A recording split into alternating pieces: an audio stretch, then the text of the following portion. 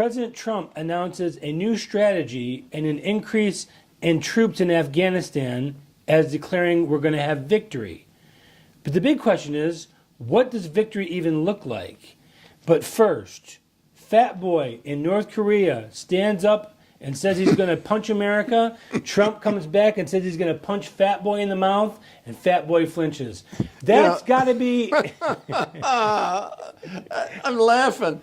This guy looks like he was, if Hollywood made a character to just get a bunch of laughs for it, a goofy-looking guy, and I hate to talk about guys, he looks like a nutcase. You know what else is funny? He may be the only leader that has worse hair than President Trump.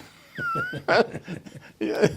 Well, but anyways, that's going far away. So but it's okay. He shot his mouth off, and he got belligerent, and he started, flexing his so-called muscle. And President Trump shot right back and said, "We will punch you back harder than you can even imagine." And what did he do? He flinched and he said, well, maybe we need to rethink this. So he stood up to him, and it worked. This is something we've never seen.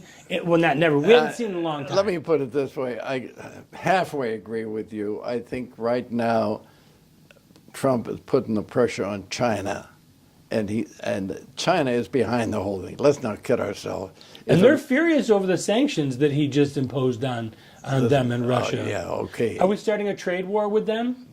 Not really. I think the Chinese are too smart.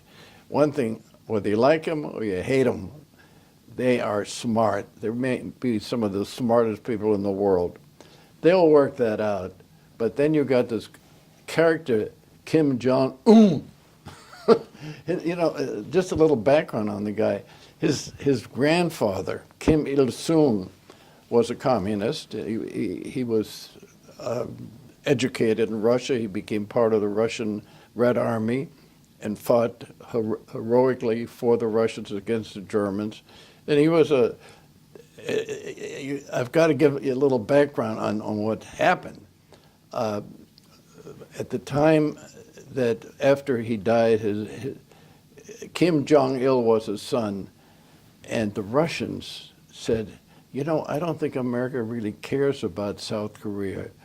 And this was the Secretary of State that had just succeeded George Marshall and made a stupid speech. I have to say it was stupid. He said, the South Korea, North Korea, all those areas are of no interest to the United States. Well, Stalin, this was back in 1950, he was still alive at the time, said, well, that's like an invitation to them to give the North Korean the nod to go after the whole peninsula, North Korea and South Korea. So I believe it was on June the 20th, 1950, I remember I wasn't in the Army yet, but I was going to summer camp getting ready to go in the Army. And we were told that, get ready, we might have to send you over to Korea at that time. But the point is that the North Koreans attacked South Korea, who had a very unpopular president by the name of Syngman Rhee. And so they figured this is the perfect time to take over, and the Americans don't care, so we'll just take it over and very quietly get the job done. Well, everybody misfired on the deal, because then the North Koreans went right over the border. Well, Douglas MacArthur, who was at the time running Japan, this was just shortly after the end of the Pacific War, was told by Truman, send troops into South Korea to stop this thing this would be a ghastly disaster. Of course, Truman in a way was responsible because he did do nothing to stop it to happen. Well, what happened was we were down, we, meaning the South Koreans, as ally of the United States, were down to the Pusan perimeter, and we sent American troops, and they held on, and then Douglas MacArthur said, wait a second, we'll have a landing. Are you familiar with the Incheon landing? No. Incheon was outside of the city of Seoul, which already had been captured by the North Koreans. We had a landing there. We cut off much of the North Korean army, and then MacArthur, being the kind of guy he was, a lot of people don't realize he had delusions of being a dictator. I mean, he was that kind of guy.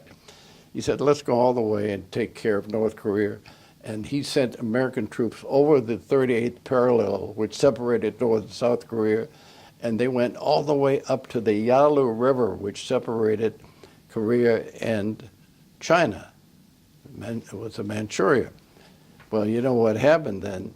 Mao Zedong, who had just defeated Chiang Kai-shek in 1949 and had taken over, was given the go-ahead by the Russians to send his troops over the Yalu River and attack the Americans. You know, this is how these things happen. Most Americans got out because they worked their way to Wonsan, which was a port. They had ships waiting for them. But the point is, it put a whole new wave of activities. In fact, one of the things about Douglas MacArthur, a lot of people don't realize it, that had really delusions of being a great man, and was backed by a lot of people. Now, speaking of a new wave, we have a new strategy in Afghanistan. We're going to send, 3,500, 4,000 troops to Afghanistan. Goes against what President Trump campaigned on. It goes against everything he's said prior to becoming president. He gives this speech and says, well, I've rethought my instincts and we're going to have to do this. What are we doing? And let me ask you this. He says we're going to have victory. What the hell is victory in Afghanistan? You know, the one thing about Trump, you know, we talk all the time. We're friends, and we communicate with each other because we're very interested in these subjects.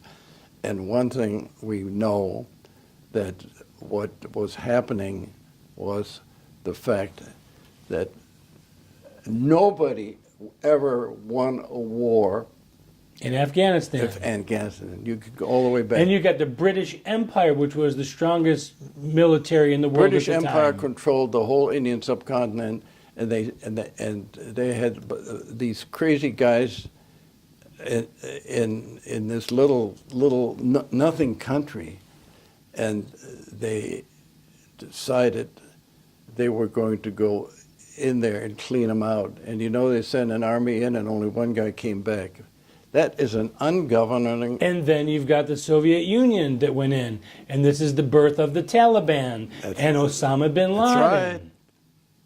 And they got if it hadn't been for the Soviet Union trying to occupy that area, there's probably still would be a Soviet Union.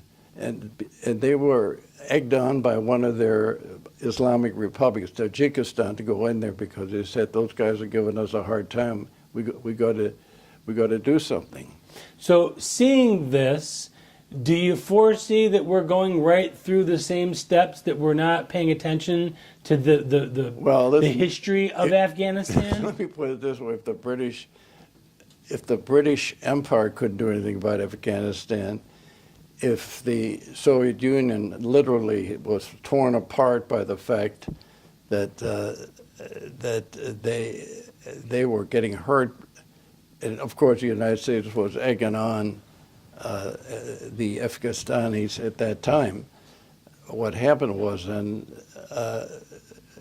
it finished off the Soviet Union, and this gave Gorbachev, who by that time had become president, we got to get rid of these southern countries we have, and this led to the dissolution of the Soviet Union. So jump into Trump's brain. What is he thinking? And let me ask you another question. We only have a couple minutes.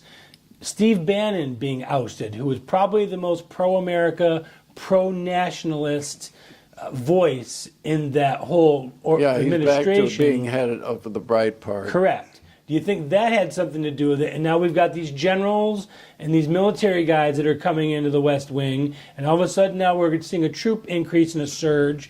Do you find that to be a little disconcerting? I think what's happened, I think Trump got very, very frustrated.